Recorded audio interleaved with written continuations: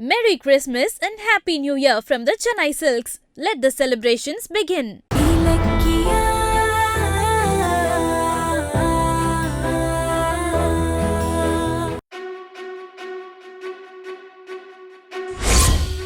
நோய் என் வாழ்நாள குறைச்சிக்கிட்டே வருது. என் பிள்ளைய பார்க்காமலேயே என்ன சாக சொல்றீங்க ரேவதி? அப்படிலாம் எதுவும் நடக்காது, கவலைப்படாதீங்க. நான் தான் நம்ம பிள்ளைகிட்ட பேசி சமாதானம் படுத்துறேன்னு நான் தான் சொன்னேன்ல. ஆனா உங்ககிட்ட இருந்து பதிலே வரலையே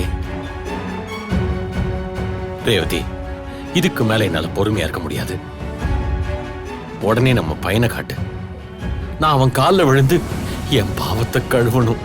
ஐயோ, நான் சொல்றத புரிஞ்சுக்கோங்க. உங்களுக்கு உங்க புள்ள மேல பாசம் இருக்கலாம், ஆனா அவனுக்கு உங்க மேல கோவம் தானே இருக்கும். நான் பெத்த கையோட அவனை ஒரு ஆசிரமத்துல விட்டுட்டு போயிட்டேன். அவன் ஆசிரமத்துல உள்ளவங்க தான் பாசமா வளர்த்திருக்காங்க. அவன் வளர்ந்ததுக்கு அப்புறம் பார்க்க போன என்ன ஏதோ அம்மான்றதுனால என்ன அவன் ஏத்துக்கிட்டான். ஆனா என்னை ஏமாத்திட்டு போன உங்களை எப்படி அவன் ஏத்துக்குவான்?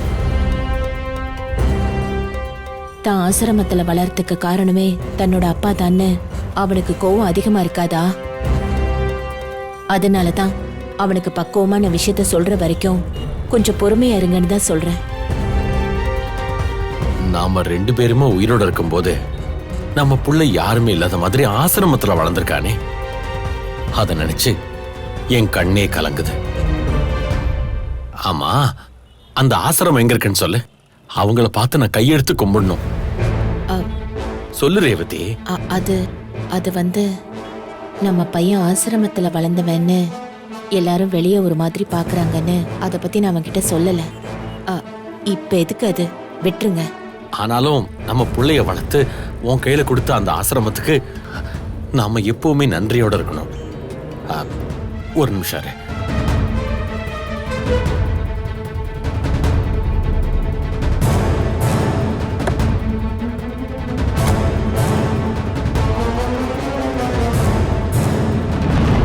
இந்தா, இதுல 5 லட்சம் ரூபாய் இருக்கு. நீ இத அந்த ஆசிரமத்துல கொடுத்துற. எதுக்கு இவ்வளவு பணம்? அந்த ஆசிரமம் மட்டும் இல்லைன்னா நமக்கு நம்ம பையன் கிடைச்சிருப்பானா? அதுக்கு தேங்க்ஸ் சொல்ல வேண்டாம். அதுக்கு தான் இந்த 5 லட்சத்தை ஆசிரமத்துக்கு டொனேஷனா கொடுக்கறதுன்னு முடிவு பண்ணிட்டேன். ஐயோ, இல்ல, இதெல்லாம் எதுவும் வேண்டாம். ரேவதி, நான் சாக போறவன். இந்த காசு பணத்தை வச்சுக்கிட்டு நான் என்ன பண்ண போறேன்? ஏதோ ஒரு நல்ல காரியத்துக்காகவாவது இது உதவட்டுமே. இந்தா புடி. சொன்னா கேளுங்க, பணம்லாம் எதுவும் வேண்டாம். ஏன் வேணாங்கிற? இந்த விஷயம் ஆசிரமத்துல இருந்து நம்ம பையனுக்கு போச்சுன்னா என்ன அனாதைய விட்டுட்டு இப்ப ஆசிரமத்துக்கு டொனேஷன் தராரான்னு கோவப்படுவான். நான் என்ன பண்றது? நீ பணத்தை வாங்காம இருக்கிறதுக்கு ஏதேதோ காரணம் சொல்லிட்டு இருக்க. அதெல்லாம் எனக்கு தெரியாது. என் பிள்ளைய வளர்த்தவங்களுக்கு நான் ஏதாவது செஞ்சே ஆகணும். புடி. ஐயோ, இதெல்லாம் வேண்டாம். நீ சொன்னா கேட்க மாட்ட. பணத்தை முன்னாடி வச்சுட்டேன். இது ஆசிரமத்துக்கு கொண்டு போய் சேர்க்க வேண்டியது உன்னோட பொறுப்பு. நான் வரேன். ஐயோ, ஏங்க ஒரு நிமிஷம். தயவு செஞ்சு இந்த பணத்தை எடுத்துட்டு போங்க. இது இனி என் பணம் இல்ல, நீயே எடுத்துட்டு போ. ஐயோ, ஆசிரமத்துல கொடுத்து. ஐயோ, ஏங்க சொன்ன கேளுங்க. ஏங்க, ஐயோ, இப்ப இந்த பணத்தை எப்படி எங்கே வச்சுட்டு போறது?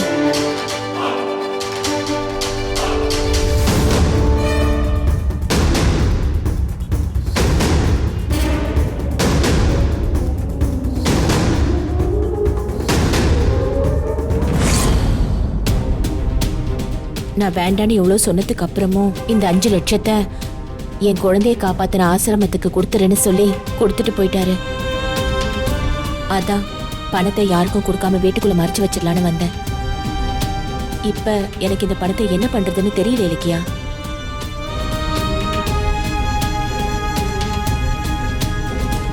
என்ன பண்றதா? அந்த எஸ்எஸ்கேவோட ஆசையை நிறைவேற்றிடுவோம். என்ன இலக்கியா சொல்ற? அது சரியா வருமா? அப்புறம் எதுக்கு பணத்தை வாங்கிட்டு வந்தீங்க? நான் எங்க வாங்கிட்டு வந்தேன்? எஸ்எஸ்கே தான் இது ஆசிரமத்துக்கு கொண்டு போய் கூடன்னு என்கிட்ட கொடுத்தாரு. நீங்க விருப்பமே இல்லாம எடுத்துட்டு வந்தாலும் எப்படியும் அந்த எஸ்எஸ்கே ஆசைப்படி பணம் உங்க கைக்கு வந்துருச்சுல்ல, அப்ப அவரோட விருப்பத்தை நிறைவேற்றி தானே ஆகணும். அப்போ இந்த பணத்தை ஆசிரமத்துக்கு கொடுத்துடலாங்கிறியா? அத்தை, இந்த 5 லட்சம் ரூபாய் ஒரு நல்ல காரியத்துக்கு போகணும்னு எஸ்எஸ்கே ரொம்ப பெரிய பரந்த மனசோட உங்களுக்கு கொடுத்திருக்காரு. கொடுத்த காரியத்தை நாமளும் முடிக்கணும்ல. அதனால இது எங்க போகணுமோ அங்க போய் சேர்ற மாதிரி செஞ்சிருவோம். இந்த பேக கொண்டு போய் யாருக்குமே தெரியாம உங்க ரூம்ல மறைச்சு வச்சிருங்க. சரி இலக்கியா.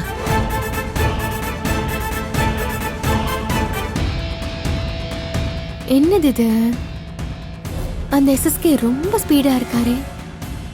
முதல்ல அத்தை கால்ல விழுந்தாரு, அப்புறம் ஏன் கால்ல விழுந்தாரு, அதுக்கப்புறம் அத்தை கூட சேர்ந்து வாழலான்னாரு. இப்போ இந்த 5 லட்சத்தை கொடுத்திருக்காரு.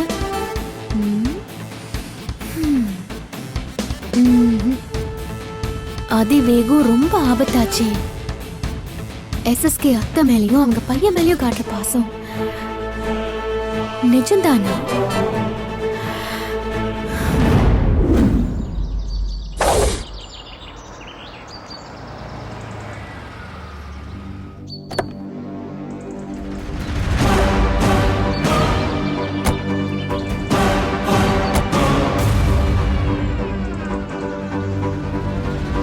இதான் அன்பு நகர் 2வது தெரு. இங்க கௌதம் இலக்கியா வீடு எங்க இருக்கும்? வீட்டு நம்பர் 38/20. அது எங்க இருக்கும்? இதோ எங்க இருக்கு பாருங்க. ஓ, இவ்வளோ சுமாரான வீட்டில் தான் இருக்காங்களா? இதுவே அதிகம் கார்த்திக். நான் ஏதோ குடிசையில தான் இருப்பாங்கன்னு நினைச்சேன். சரி வாங்க, சீக்கிரம் கையெழுத்து வாங்கிட்டு போவோம்.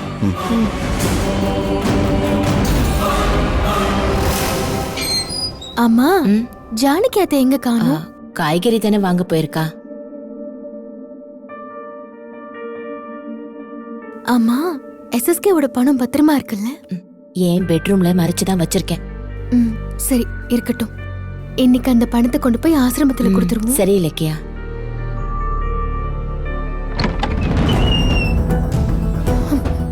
ஏய் ஏய் அஞ்சலி, அங்கே நில்லு. இங்க எதுக்கு வந்த? வெளிய போ முதல்ல. இலக்கியா, நான் சொல்றது கொஞ்சம் கேளு. கௌதம் கிட்ட இப்படியாவது நிறுத்து.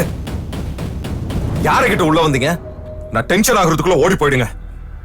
கோவப்படாதீங்க. நாங்க எதுக்கு வந்தோம்னா... ஏய் பாய முடுறா. எப்ப எங்களை வீட்டை விட்டு துரத்துனியோ அப்பவே எல்லாம் முடிஞ்சு போச்சு. வெளில போடா. ஒரு நிமிஷம் நான் சொல்றத கேளுங்க. சொன்னா கேட்க மாட்டேன். ஐயோ கௌதம் வேண்டாம். கௌதம் கௌதம் வேண்டாம். ஐயோ கௌதம் விடுங்க. கௌதம் என்ன 2 பேரும் பிரச்சனை பண்ணலாம்னு வந்திருக்கீங்களா? முதல்ல வெளிய போங்க. இலக்கியா, சொன்னா புரிஞ்சுக்கோ. நாங்க எதுக்கு வந்தோம்னா... நீங்க எதுக்கு வந்தீங்கன்னு எனக்கு தெரியாதா? எம்வாக் மால் அக்ரிமெண்ட் உங்களுக்கு கிடைக்கணும்னா கௌதம் டாக்குமெண்ட்ல சைன் போட்டு தரணும். அதை வாங்கிட்டு போக தானே வந்திருக்கீங்க. இன்னும் கொஞ்ச நேரம் நீங்க 2 பேரும் இங்க இருந்தீங்கன்னா கையெழுத்து கிடைக்காது. கௌதம் கிட்ட இருந்து அடிதான் கிடைக்கும். சீக்கிரம் இங்க இருந்து போங்க. அண்ணி, என்ன நீ இப்படி பேசுறீங்க? அது 200 கோடி ரூபாய் ப்ராஜெக்ட். அதை கஷ்டப்பட்டு நீங்க தான் டெண்டர்ல எடுத்தீங்க. இப்ப அது என் கையில கிடைக்கிற நேரத்துல நீங்களே அதை தட்டி விடலாமா? இது நியாயமா? ஏய், சதி பண்ணி என் சொத்தை பிடுங்கின நீ எல்லாம் நியாயத்தை பத்தி பேசிக்கிட்டு இருக்கியா? உனக்கு இவ்வளவுதான்டா மரியாதை. வெளில போடா. அப்படிலாம் சொல்லாதீங்க மாமா. உங்களை விட்டு எங்களுக்கு வேற வழியே கிடையாது. ப்ராஜெக்ட் கிடைக்கலன்னா எங்க கம்பெனியோட மானமே போயிடும். இந்தாங்க, இந்த டாக்குமெண்ட்ல ஒரே ஒரு கையெழுத்து போடுங்க. நாங்க போயிடுறோம். நிறுத்து லீஸ். ஏண்டி ரோட்ல என்ன பார்த்து நாடகம் போட்டது பத்தாம நேரா வீட்டுக்கு வந்துட்டியா? கௌதம், நான் உன்கிட்ட சொல்றேன், இவங்க சொல்ற எதையுமே நம்பாத. எதிரே சைன் பண்ணாத. போங்க வெளியில. போங்க போங்க வெளியில. என்னம்மா வீடு தேடி வந்தவங்களை இப்படி விரட்டுறீங்க? நான் உங்க புள்ளமா, அதை ஞாபகம் வச்சுக்கோங்க. டேய், நான் உன் அம்மாடா. அதையே நீ மறந்துட்டியே. எல்லாம் ஞாபகம் இருக்குத. அத நீங்க தான் புரிஞ்சுக்க மாட்டேங்கிறீங்க. இப்ப கூட நாங்க வரும்போது உங்களை எல்லாம் மறுபடியும் நம்ம வீட்டுக்கு கூட்டிட்டு போய் ஒன்னா இருக்கணும்னு பேசிட்டு இருந்தோம், தெரியுமா? ஐயோ, இப்படி எல்லாம் பேசுறதுக்கு உனக்கு வாய் கூசலியா? சதிகாரி சதிகாரி, எப்படி எல்லாம் சதி பண்ற நீ? அம்மா அம்மா, அஞ்சலி சொல்றது உண்மைதான். உங்ககிட்ட மன்னிப்பு கேட்டு உங்களை வீட்டுக்கு கூட்டிட்டு போக தான் வந்தோம்மா. ரொம்ப சந்தோஷம் கார்த்திக். அப்ப உங்க அண்ணன் கிட்ட இருந்து புடுங்கின சொத்தெல்லாம் திருப்பி கொடுத்துருவியா?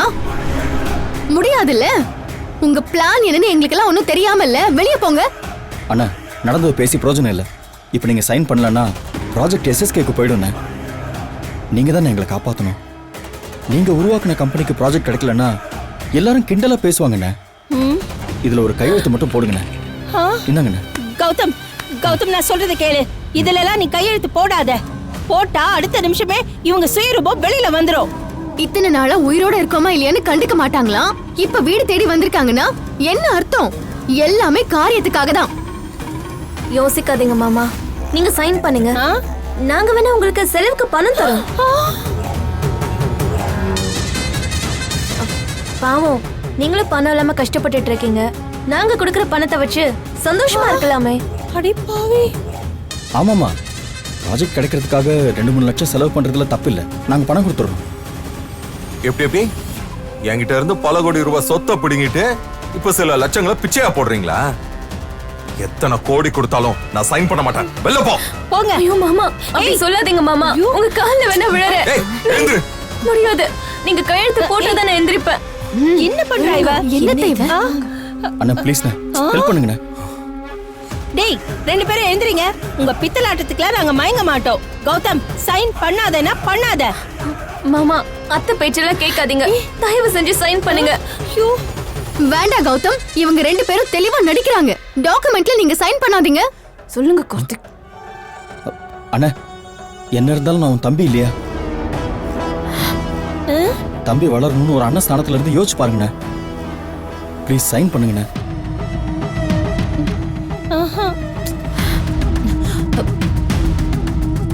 எந்திரிங்க. டேய். கௌதம், என்னப்பா சொல்ற? கௌதம், எதுக்கு சைன் பண்றேன்னு சொன்னீங்க? கால்லே விழுந்துட்டாங்க. இதுக்கு மேல என்ன பண்றது இல்லைங்க? கௌதம், அந்த டாக்குமெண்ட்டை கொடு. வேண்டாம் கௌதம், கௌதம். அவசரப்படாத. எதையும் யோசனை பண்ணி செய்ப்பா. விடுங்கம்மா, எல்லாத்தையும் கொடுத்தாச்சு. கடைசியா ஒரு கையெழுத்து தானே போட்டு அனுப்பும். ஐயோ, வேணாம்டா கௌதம், வேணாம்ப்பா. கையெழுத்து போடாத, இவங்க விஷ பாம்புங்க. வேணாம். கௌதம் சொன்னா கேளுங்க கௌதம், வேண்டாம். ஏன்பா, இவங்க பண்ண துரோகத்தை எல்லாம் மறந்துட்டியா கௌதம்? வேணாம்ப்பா, சொன்னா கேளு கௌதம், கையெழுத்து போடாத. கௌதம், என்ன கௌதம்? வேணாம் கௌதம், வேணாம். சொன்னா கேளுப்பா. ஐயோ கௌதம், கையெழுத்து போடாத கௌதம். வேண்டாம்ப்பா, அவங்க செஞ்ச துரோகத்தை எல்லாம் மறந்துட்டியா? வேண்டாம்ப்பா.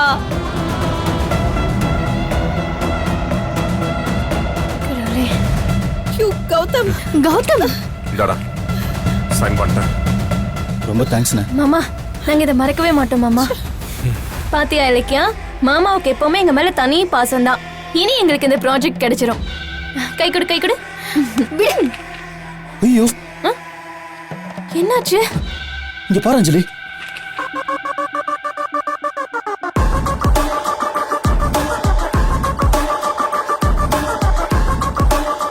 என்ன இது? சைன் பண்ண வேண்டிய இடத்துல அண்ணன் எழுதிருக்கீங்க.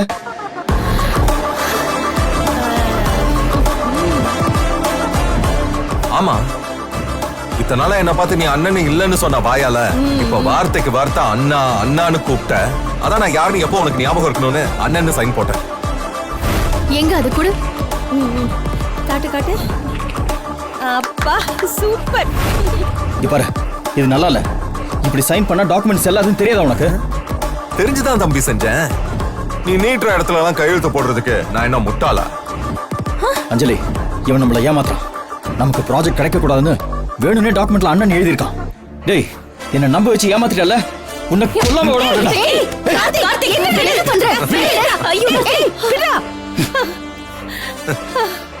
ஏண்டா, எனக்கு தெரியாம ஃபோர்ஜரி பண்ணி என் கையெழுத்த வாங்கி சொத்தெல்லாம் பிடுங்கினீங்க. அப்புறம் ஏன்டா இப்ப மட்டும் சைன் வாங்குறதுக்கு என்ன தேடி வந்த? அதுலயும் ஃபோர்ஜரி பண்ண வேண்டியதானே? உனக்கு இந்த ப்ராஜெக்ட் கிடைக்க கூடாதுன்னு நான் இதை செய்யல. ஆனா நீ எனக்கு பண்ண துரோகத்துக்கு பதில் சொல்லாம நான் உன்னை விட மாட்டேன்டா. என்ன பெரிய துரோகத்தை பண்ணிட்டாரு? என் புருஷனுக்கு சேர வேண்டிய சொத்தை போராடி வாங்கினாரு. அதுல என்ன இருக்கு தப்பு? ஏய், நீ எல்லாம் திருந்த மாட்டடி.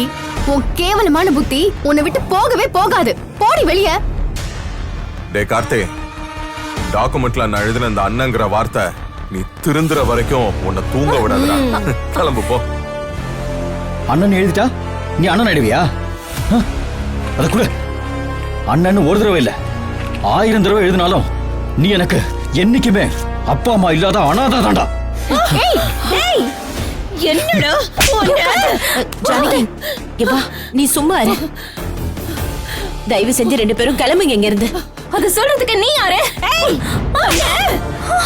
அம்மா, இது பாருங்க, இன்னொரு வார்த்தை பேசுனீங்க, ரெண்டு பேரையும் கொன்னு போட்டுருவேன். வீடு தேடி வந்தவங்களை அடிக்கிறீங்களா? ஏய், வாங்கினது உனக்கு பத்தலையா? கிளம்புடி. அத்தை இருக்கிற கோவத்துக்கு உனக்கு கொன்னாலும் கொன்னுடுவாங்க. வெளியே போங்க. என்னடி முறைக்கிற? வாடி வாடி சொல்றேன். வேண்டாம், உங்க யாரையும் சும்மா விட மாட்டேன். டேய், போடா. எவ்வளவு திமிரு. ஏய், வேண்டாம். விடுங்க. வேண்டாம். வெளியே. அண்ணி, ஓவரா போறீங்க. கௌதம பத்தி தப்பா சொன்னா நான் இதை விட ஓவரா போவேன். ஏய் இலக்கியா, என்னையா ரோட்ல புடிச்சு தள்ளுற? இந்த அவமானத்துக்கு உன்னை பழி வாங்கியே தீருவேன். அப்படி வாடி வழிக்கு. ரோட்ல நிக்கிறது இப்பதான் உனக்கு அவமானமா தெரியுதா? அன்னைக்கு எங்களை ரோட்ல நிறுத்தினியே, அப்ப உனக்கு அவமானமா தெரியலையா? சொத்தை புடுங்கிட்டு அனுப்பியும் உங்களுக்கு ஆணவம் அடங்கலல்ல? இந்த கார்த்தியை பத்தி உங்களுக்கு தெரியல. கையெழுத்து போடுறேன்னு சொல்லி என்ன நம்ப வச்சு ஏமாத்திட்டீங்கல்ல? இதை நான் மறக்கவே மாட்டேன். இந்த நிமிஷத்துல இருந்து உங்களுக்கு நிம்மதியா கிடைக்க போறதில்ல. உங்களை என்ன பண்றேன்னு பாருங்க. அதையும் பார்க்கலாம் கார்த்திக். பார்க்க தாண்டி போறேன். எங்களை ஏன் தான் அவமானப்படுத்தணுமோன்னு நீ நினைக்கிற மாதிரி நான் செய்வேன். வெயிட் பண்ணுடி.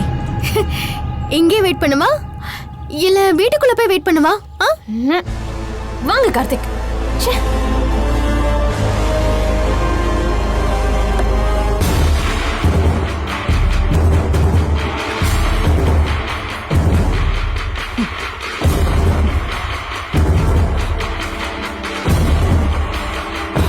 போச்சு, எல்லாமே போச்சு. அநியாயமா எம்வாக் மால் ப்ராஜெக்ட் நம்ம கையை விட்டு போயிடுச்சு. டேய் கார்த்திக், உன் பொண்டாட்டி என்னமோ பெருசா சாதிக்க போறேன்னு என்கிட்ட சவால் விட்டுட்டு போய் இப்ப வந்து சைலண்டா தலையை தொங்க போட்டு நிக்கிறா. டேய், நீ போற காரியம் விளங்காதுன்னு நான் அப்பவே சொன்னேன்ல, கேட்டியா? பாரு, இப்போ இலக்கியா உன்னை கழுத்தை புடிச்சு வெளியே தள்ளியிருக்கா. நீ தனியா அவமானப்பட்டா பத்தாதுன்னு துணைக்கு கார்த்திகையும் கூட்டிட்டு போய் அசிங்கப்படுத்தி கூட்டிட்டு வந்திருக்க. பேசுடி. வாய வங்காள விரிகுடா மாதிரி துறப்பியே. இப்ப சிமெண்ட் வச்சு அடைச்ச மாதிரி வாய் மூடி கிடக்கு. ஏன் மேடம் என் பொண்ணு இப்படி திட்டுறீங்க? அவ என்ன வேணும்னு செஞ்சா? எப்படியாவது கையெழுத்து வாங்கிடலான்னு போனா, ஆனா கௌதமும் இலக்கியாவும் இப்படி கழுத்து இருப்பாங்கன்னு யாருக்கு தெரியும்? தெரியணும். எப்ப எதை செய்யணும்னு மூளைக்கு தெரியணும். அஞ்சலிக்கு தான் மூளையே வேலை செய்யறது இல்லையே.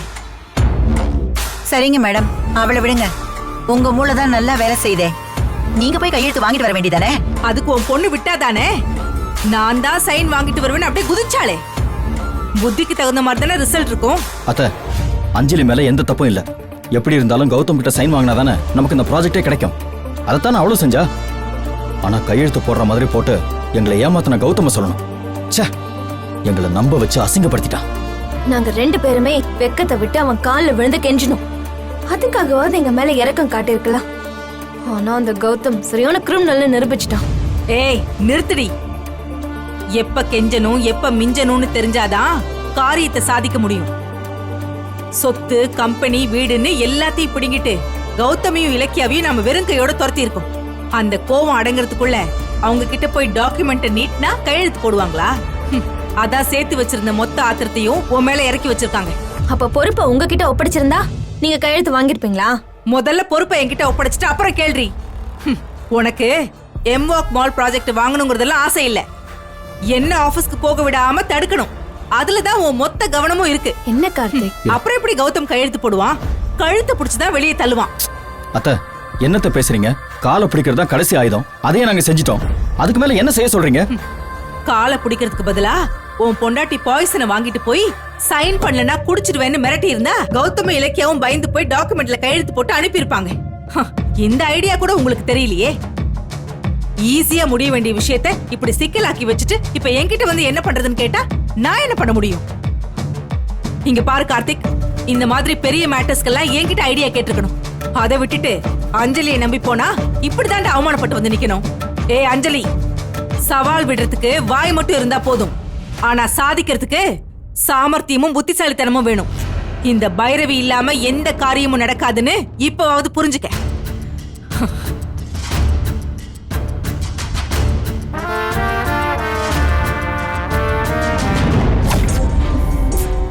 இலக்கியா, போறாங்க.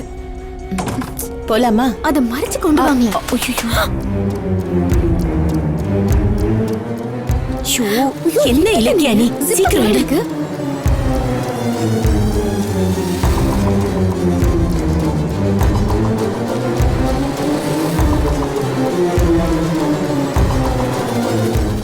Merry Christmas and Happy New Year from the Chennai Silks. Let the celebrations begin. Merry Christmas and Happy New Year from the Chennai Silks. Let the celebrations begin. இந்த வீடியோ உங்களுக்கு பிடிச்சிருந்தா லைக் பண்ணுங்க, கமெண்ட் பண்ணுங்க and share பண்ணுங்க. மறக்காம Saregama TV shows தமிழை subscribe பண்ணுங்க.